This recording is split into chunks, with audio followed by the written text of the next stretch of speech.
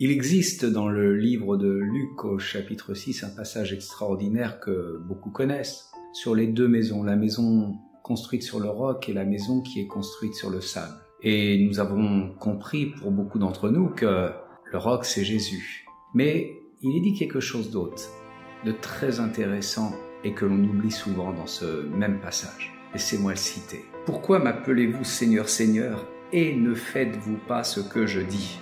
Je vous montrerai à qui est semblable tout homme qui vient à moi, entend mes paroles et les met en pratique. » Nous avons tendance, une fois de plus, à dire « Jésus, tu es notre maître, tu es notre Seigneur, tu es notre roi. » Mais quand nous entreprenons des choses, quand nous prenons des décisions dans notre vie, quelle qu'elle soit, demande-t-on au Seigneur.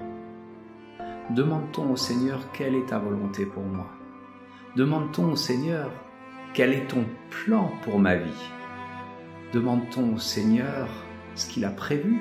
Et souvent, la réponse est non. Pourtant, nous sommes chrétiens, mais nous continuons d'agir comme si nous ne l'étions pas et sans tenir compte de sa parole. Il a bien dit, je vous montrerai à quoi ressemble un homme qui entend ma parole et la met en pratique. Et celui-ci, et seulement celui-ci, est celui qui construit sa maison sur le roc. La tempête va venir, mais ne va pas l'ébranler. Et le contraire n'est pas simplement quelqu'un qui n'écoute pas la parole de Dieu. Une fois de plus, on parle de mettre en pratique. Et celui qui ne met pas en pratique, c'est quelqu'un dont la maison est construite sur le sable.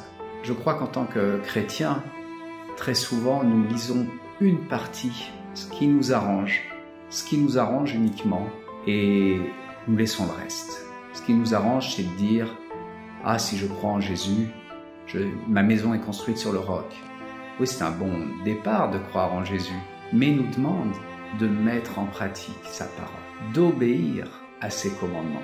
Et une fois de plus, ce petit enseignement, cette petite capsule pour que chacun se pose la question, est-ce que je mets en pratique dans ma vie la parole du Seigneur? Je ne peux pas répondre pour vous. Je sais que pour moi, j'essaye de le faire, mais des fois j'oublie. Alors je prie aujourd'hui pour chacun d'entre nous, mais surtout chacun d'entre vous, afin que le Seigneur prenne de plus en plus la part centrale et que nous ne pensions même pas faire quelque chose sans lui demander son avis et sans vérifier que c'est en accord avec sa parole.